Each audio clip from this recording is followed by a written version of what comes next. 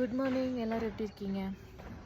நம்ம வாழ்க்கையில் நம்ம செய்யக்கூடிய நல்ல விஷயங்கள் நம்மளுக்கான சந்தோஷத்தை கொடுக்கும்.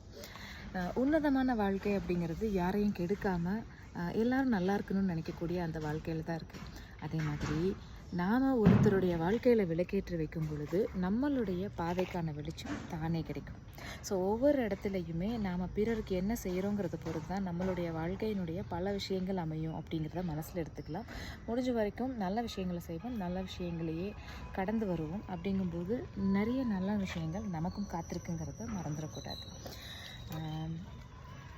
ஒரு அழகான நாய்க்குட்டி ஓடுறாங்க.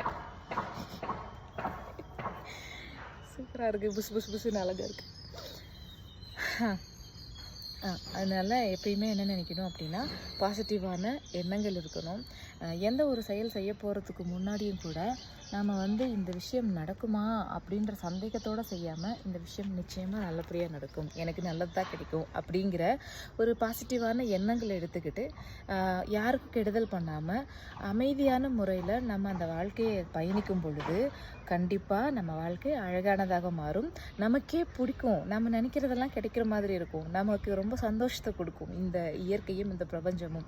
அதுக்கு முக்கியமாக நாம் என்ன பண்ணணும் அப்படின்னா, நமக்கு நல்லது செய்தவங்களுக்கு நல்லது நன்றியை சொல்லுவோம்.